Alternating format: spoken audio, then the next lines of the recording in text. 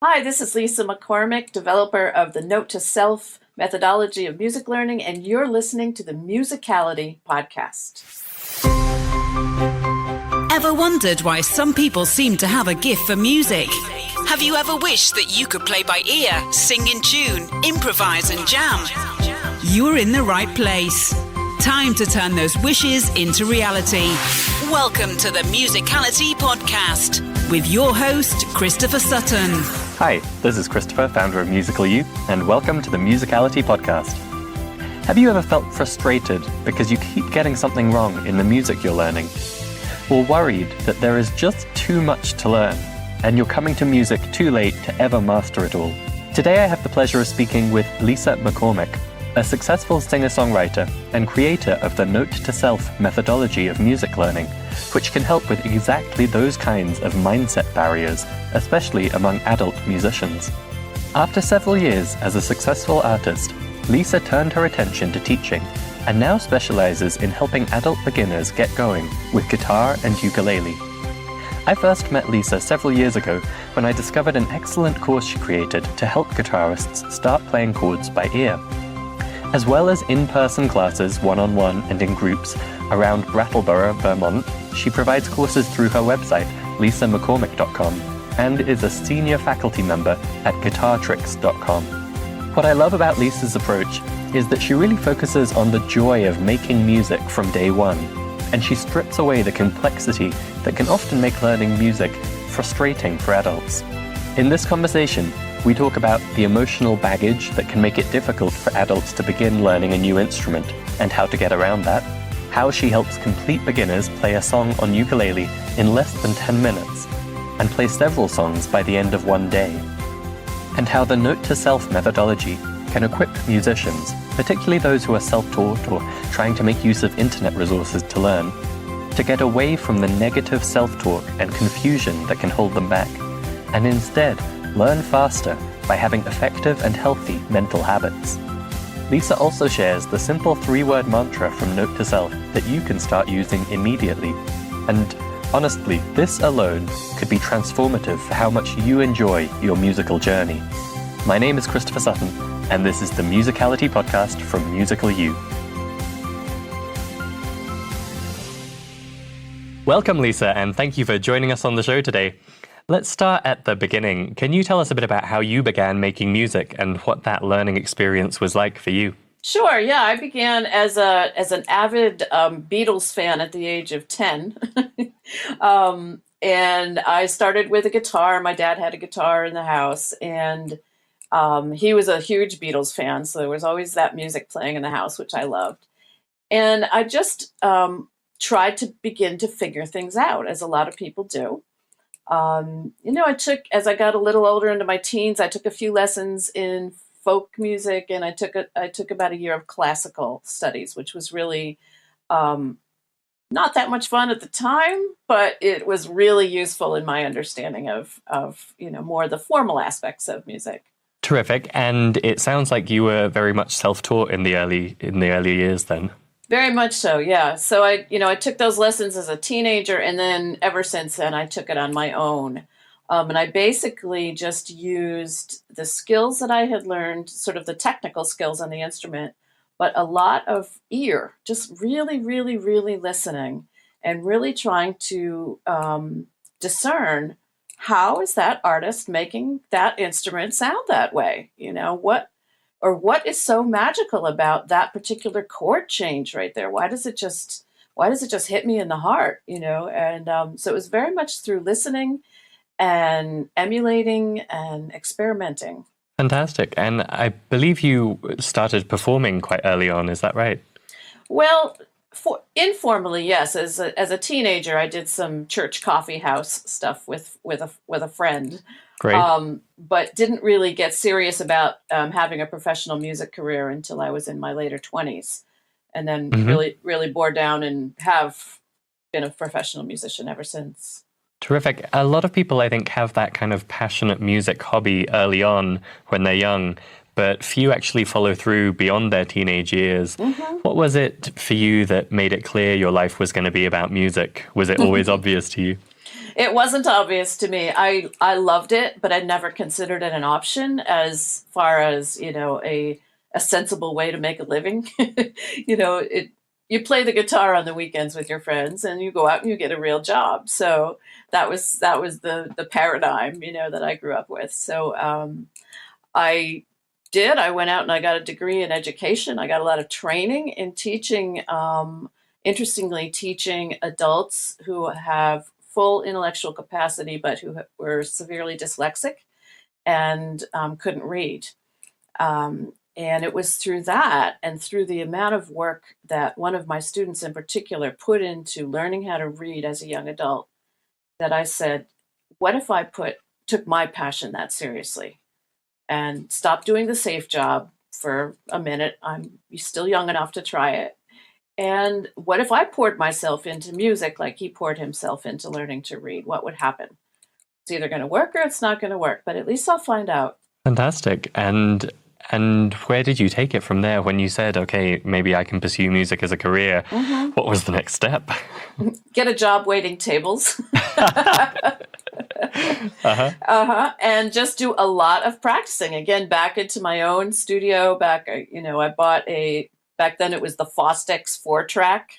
And I started experimenting with writing songs and with arranging things and playing different instruments on top of different instruments. And one thing led to another, and people would say, well, you're really good. You should play a gig in town. And it just began me on the path. And you took it far. Like, you had a successful album, you were recording, you were performing. Mm-hmm. And now looking back, clearly you took a turn and you went more into the teaching side of things. How did that come to be? That came to be after actually 5 albums and several years of full-time touring. That was all I did, was on the road all the time, was over, about 250 shows a year. Became a songwriter. And so I was doing the singer-songwriter solo show very successfully. But after several years of it, I just felt like I wanted to change up in my lifestyle. That's kind of it's a grind after many years, and you're in the car a lot and you're never home on the weekends with your friends. And so I started to loosen up on that schedule and make up the time and the income by starting to teach lessons. And it took off like a rocket ship. And did you have a particular expertise in your teaching? Well, I didn't know it at the time, but I think that's what I'm articulating now with Note2Self, is that I brought a lot of expertise based on my own internal learning process. I taught myself to be a professional level musician. So part of that is there's a lot of inquiry. There's a lot of inquiry into yourself, into your thoughts, into your finger movements. You don't have a teacher standing there saying, no, do it this way, do it that way. It's all internal. And so I could use that internal experience with a student. And I could say, I wonder if you're thinking that this is a really hard chord change. Or I wonder if this finger really needs to go way out in left field before it heads back over to the C, So I had a sort of a natural ability to work with a student, both in a really interior level and on a very, practical, here's your instrument, what does it sound like when you play it, exterior level. That's fascinating. And it's such a powerful and valuable perspective to bring, I think, and particularly to adults. At Musical You, we find that psychology and mindset and emotion around learning music can be such a huge part of what needs to be worked through, way beyond the instrument technique and the specifics of listening skills. It's so much about kind of managing your own mindset and being self-aware in terms of how you're approaching things and following through. Absolutely. And especially with adults, they bring a lot of baggage to the table. They've had a lot of experiences with music and just with life in general. It could be that someone told them when they were a kid that they had no talent, that their piano teacher hit them on the knuckles, when they got it wrong. Or they could be that they feel they missed the boat and it's way too late. And, so there's a lot of emotional baggage that comes with the territory and a lot of courage to say, I'm a grown up and I'm used to being good at what I do. And I'm going to pick up something and I know I'm not going to be good at it right away because I'm a beginner. And that takes a lot of courage. And I love to meet the person there and honor that courage and say, well, let's work with this. Let's go with it. That's wonderful. I think you describe it so well. And I know that a lot of our listeners are in that position. They might have just picked up music, they might have come back to music after a long period, or they might even have been learning actively for the last few years, but they still kind of have that mental baggage of, what if I don't have what it takes? Like, am I really musical? Do I really have the gift? And I love that you are passionate about working through that with them and showing them kind of practical ways forward. Absolutely. I love that too. And so do they. I mean, they learn so quickly that it shocks them. And it blows some of their negative beliefs out of the water to the point where they will leap out of their chair in my studio and say, "Oh my God, I'm doing something I never thought I'd be able to do. This is awesome." Fantastic. Yeah. So I'd love to talk a little bit about your approach to teaching, because I think you and I first connected because you published this terrific guitar intuition course online that could help people kind of understand how chord progressions work and learn to start figuring out songs by ear. And in fact, I think you wrote a great guest post for us called The Sexy Secret of 145, kind of digging into that and the power that comes with really understanding chords. Right. So can you tell me a bit about that? I mean, is that coming from your self-taught beginnings where you were figuring things out by ear? Is that why you took that angle on things? Well, partially that and partially just actually learning that myself, learning about 145, learning about how chords work. But then turning to the resources that other people who want to learn about it have available to them. And they're really, a lot of them are confounding. I mean, someone will say, I want to learn about 145, and somebody hands them the circle of fifths. And it's like, that's way too complicated. 145 is actually an extremely simple concept if you explain it simply, and it can be used immediately and really powerfully right out of the box. You don't have to understand the astrophysics behind it, So part of my mission as a teacher is just to let's cut through all this formal stuff that people think should come first before you're actually making music and loving it. That's great. I am wholeheartedly in support of that. Let's make things simple and practical and show people how they can have that creative freedom in music and really understand what they're doing. Right. That's wonderful. Right. So more recently, you've moved from guitar, or maybe added to guitar, with a speciality in ukulele. Right. And I'd love to talk a little bit about that, because you've had enormous success in Brattleboro with your new ukulele orchestra. I'm personally a huge fan of the ukulele, both as an amateur player myself, but also as an instrument to recommend to beginners, because to me, it's so much more approachable than guitar and gives you a lot of the same enjoyment and versatility that guitar can. I'd love to hear your perspective. Why do you think that's been such an enormous success, and how do you approach things with those adult beginners on ukulele? Well, I think, you hit it on the head in terms of the comparison of the ukulele to the guitar. I think prior to this sort of recent wave of popularity of the ukulele, people thought of the guitar as kind of the entry level, maybe I'll pick up guitar. But guitar's not that easy. And, it's 6 strings. It's a lot to manage. And the ukulele, the palette is so much simpler. There's 4 strings. And you can make your very first chord with 1 finger. And you can play songs with 1 chord. Or you can play songs with 2 chords, which you could on any instrument. But with the ukulele, you can do that in the first 6 minutes of your very first lesson. So it's a very quick and gentle and easy route into the thrill of making music, which blows the fear out of the water really quickly. I can make a C chord.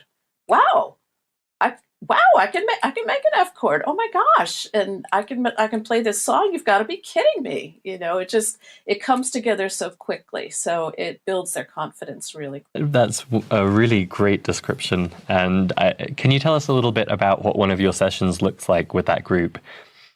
Sure. Yeah. I teach this thing that's coming up soon, actually, called Ukulele in a Day.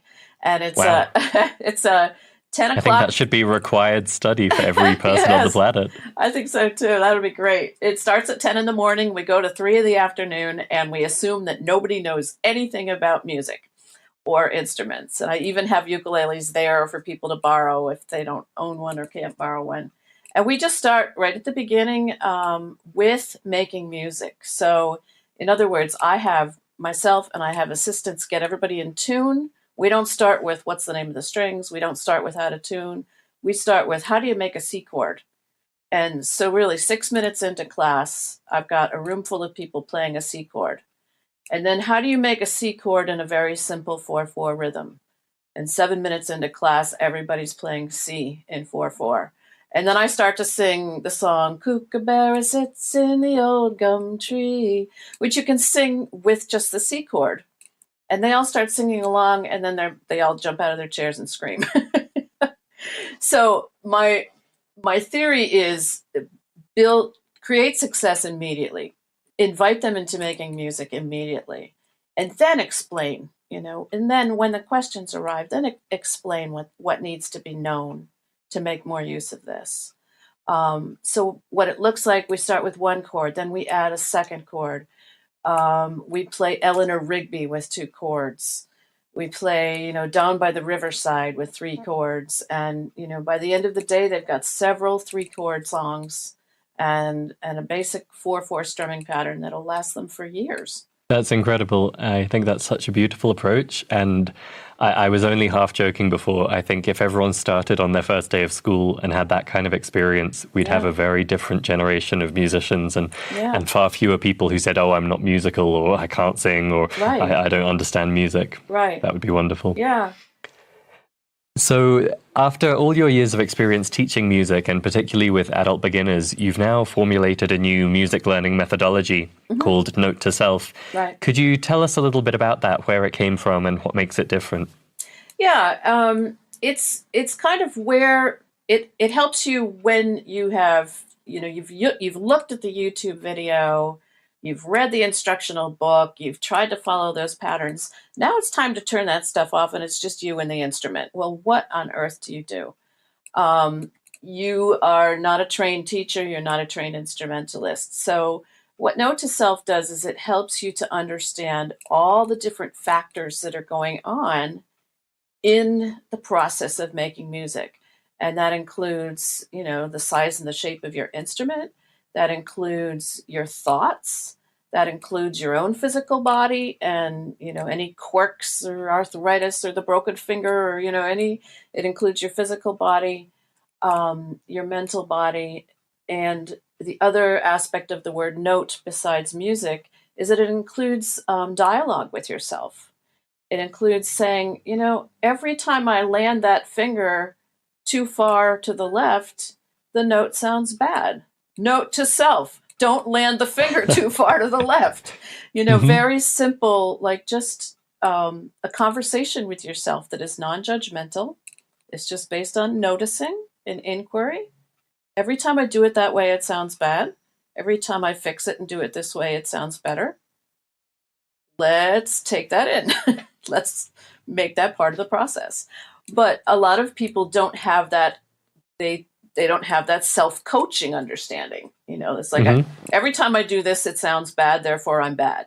That's the end of the conversation. Yeah, that's so interesting. And it's really clear how that stems from your own experience and the fact that you were self-taught and took on that role of teacher as well as student early on. Right.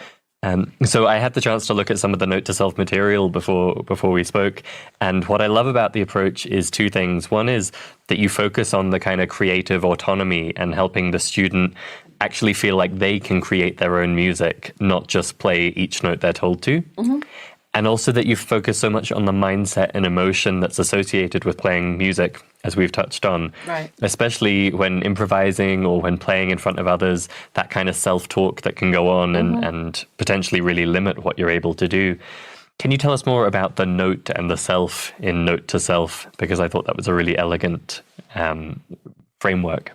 Well, in terms of what you were just asking, in terms of how it plays out if you're doing an improvisation or a performance of some sort, I would say that the thought is, here comes the hard part of the song where I always screw up. Or I'm about to do a performance and I'm really, really, really nervous, and so I'll probably screw up, right? So you've got thoughts that are predicting bad results. And what happens with that is those thoughts actually play out in your body. Your body actually takes on more tension, more physical tension. When it thinks you're about to mess up, it's not comfortable with that. So your fingers become more tense, your wrists become more tense, your voice, your chest, your throat, everything becomes more tense when you have a fear or an anticipation, this isn't going to go well. And if you rethink that and say, well, either that doesn't matter if it doesn't go well, or because I'll use that as an opportunity to figure out how to make it better next time. Or just to note to self, don't entertain those thoughts. Don't allow myself to sit here and think, I'm terrible at this. It's useless. It's a useless waste of time to think that way. I might feel that way, but you can have to pretend that you don't sometimes and say, just don't engage. Don't engage with that negative voice. I think so much of what you're teaching with this method resonated with me from the mindfulness meditation studies I've done. And I don't want to take us on too much of a tangent, but, that idea of noticing your thoughts and not necessarily identifying with them and having the self-awareness to be able to detach, see the thought come and decide it's not useful and let it go again. I think bringing that to the musician and showing people how to apply that in their music practicing as well as performance is such a valuable thing to be doing. Absolutely. And I've studied mindfulness meditation myself. So I agree. It's very much along the same lines. So I think one thing that really jumped out to me in reading about this methodology was that you have a mantra. And this touches on the meditation theme, I guess, as well, yes, for Note2Self students, which encapsulates the whole spirit of it, I think. Right. Can you tell us about that? Yes, the mantra is, I love this. And it comes down to the fact that you are pursuing music at whatever time in your life it is and whatever instrument it is and whatever background you have, you're probably doing it because you love it, because you love music and because you love the idea of being able to play. You love the idea of being able to get better at it and learn to play new things that are really cool.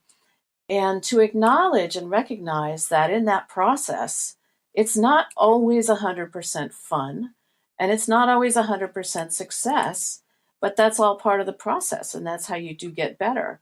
So if one makes a mistake, a repeated mistake, say they're going from G to B7 and they always mess it up and they think, God, I'm just terrible at this. Well, there comes the tension again. There comes the negative thinking and the body restriction and the prediction. Yeah, if you think you're going to be terrible at it, chances are you are. But if you screw up the G to B7 again and you say, I love this. I just love this. Okay, let's figure out what's going on.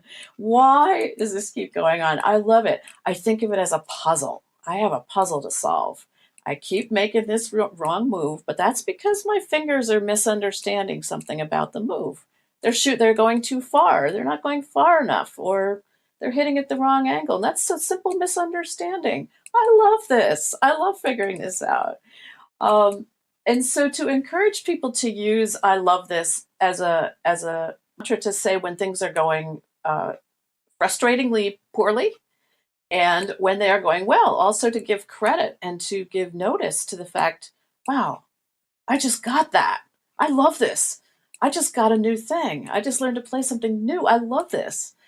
So to just really surround the entire process of music learning and playing music as a pursuit of something you love. I think that's so smart. And, I think if the listeners took away just one thing from this episode, that idea of taking the attitude of I love this to every aspect of their music making, it would be transformational, I think, for a lot of people. And, Yeah. obviously it's something that takes practice, and you need to remind yourself to say, I love this, and really feel it. But I'm sure it's something that the more you do it, the more it becomes a natural part of how you approach music making. It does. It does. And it helps, really helps break the habit of thinking negatively. And that's why I think people's learning gets really accelerated, because they use I love this to shoot down the negative thought that just keeps them stuck in the same rut. So they learn something more quickly, which they actually do love even more. So the loving of it just it becomes a self-fulfilling prophecy in a sense. That's really nice. So can you paint a picture for us? If we imagine, say, a 45-year-old guy who's been learning guitar, maybe with a teacher or maybe just with YouTube tutorials for a few years, but he doesn't feel like it's really giving him any creativity, or he's not getting the joy from it that he kind of initially thought he might. He's struggling, feeling a bit disappointed, a bit frustrated. What would the before and after look like if someone like that was to adopt the Note2Self methodology? Well, you've got the before, pretty much nailed. What It's I an all too common situation. yeah, right. The before, there's a lot of people in that situation, and it's both frustrating, and they are doing something they love, but they're not getting the love out of it and the enjoyment that they want to. To me, the prescription would be what I call a mastery piece, and that is you choose one song that you feel you could really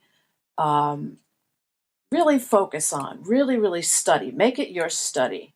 Make it your goal to work out every little bug in that song, even if it's a simple level song. It doesn't have to be a difficult song. In fact, it shouldn't be a difficult song. But make a commitment to master it. This is my mastery piece. And in doing that, you're engaging automatically, you're engaging in the Note2Self process, because you're engaging in that sense of inquiry. Why is this not going well? What can I do to fix it? And in so doing, you're fixing it. And in so doing, it's getting better. And in so doing, you're enjoying it more. And your confidence goes up. And so I always say, let's clear the clutter. Let's, stop working on 10,000 songs at once. Let's pick one thing and say, you're going to learn to play this from top to bottom. It's got to be in your skill zone. I don't want you to pick something over your head, because that's going to be too frustrating. But you're going to just learn to play it at your very best. And that's going to really shift your experience of music making. I love that. And you touched on such an important point there, which is often that frustration and overwhelm comes from scattering yourself across too many things, which I think for the self-taught musician is so easy to fall into the trap of. Yeah. And I love that idea to just focus in and say, I will study this thing and I will enjoy the process of perfecting it. So what stage are we at with Note2Self at this point? What form does it take? And if someone's listening and feeling super inspired to adopt this kind of, self-aware, mindset-inspiring, super rewarding approach to music learning, how can they learn more and get involved themselves? Well, they can come to my website, lisamccormick.com. And as I said, I'm in the process of writing the book. So I've got, that will be coming, and all the news about that will be on there. They'll also be able to see how I am using it with my students currently. So maybe get some ideas for themselves of how to begin to touch in and use some of these methods themselves before the book is published. So that's what I would do, or fly on over and take one of my workshops.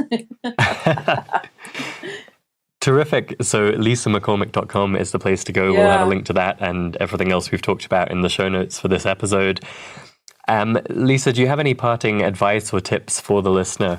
Yes, just be aware of be your own cheerleader a little bit more. There's no use in holding negative judgmental thoughts like, oh, I don't have a musical bone in my body, or I'll never be very good at this. Those thoughts don't help. Just don't give them any headspace. Don't give them space.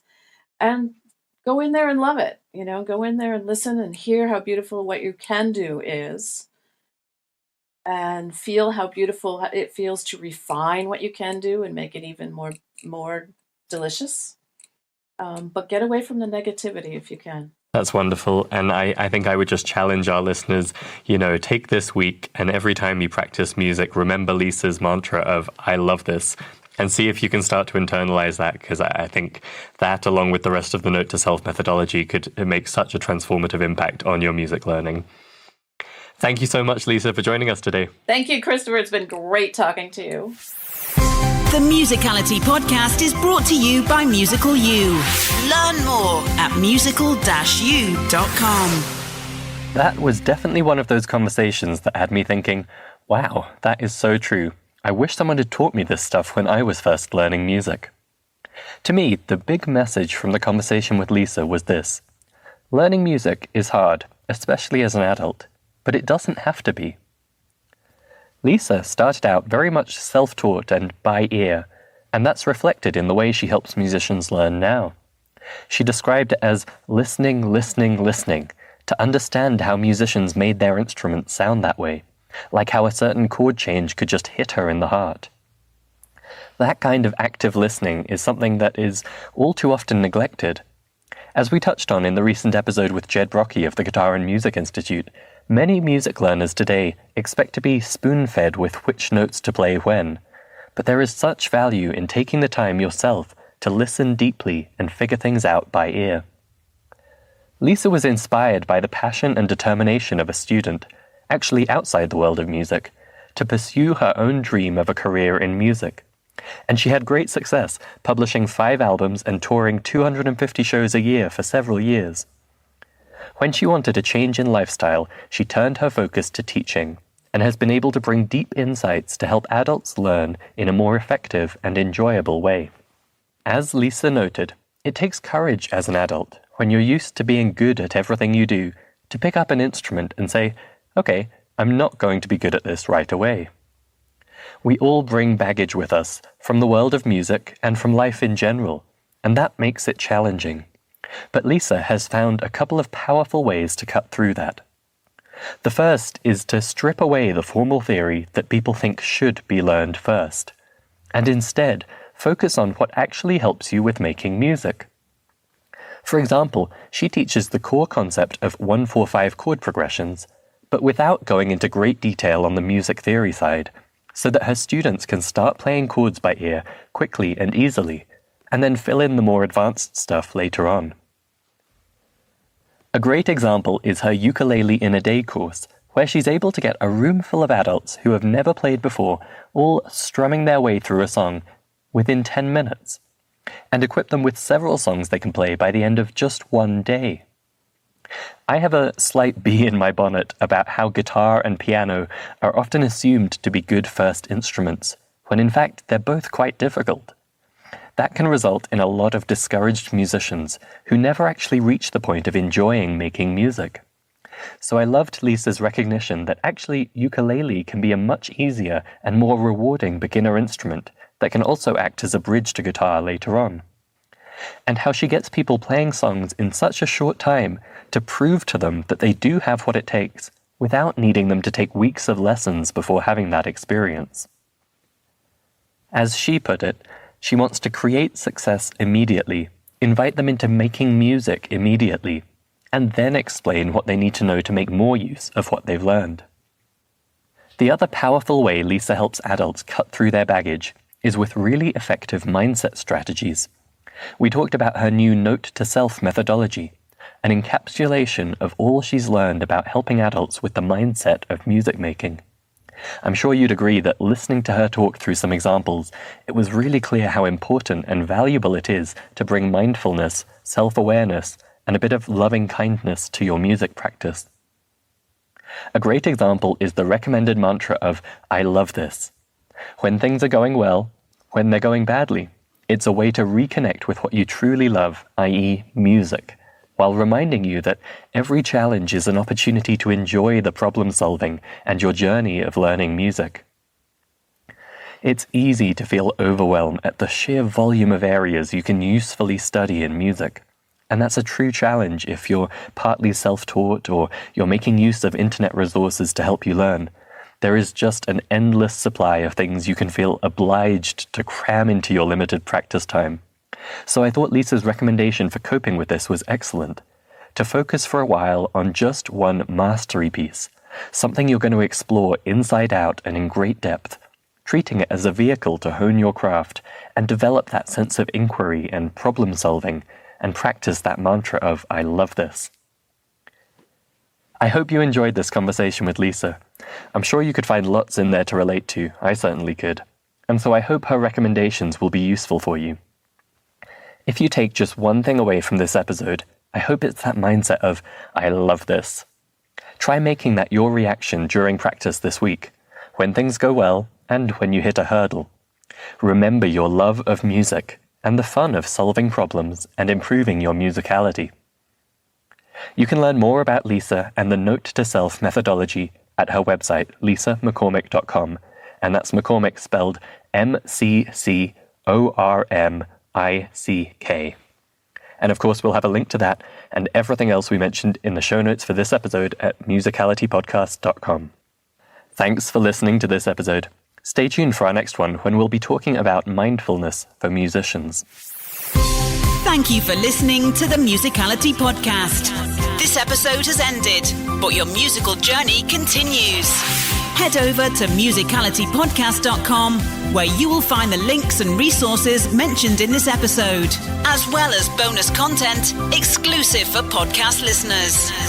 That's musicalitypodcast.com.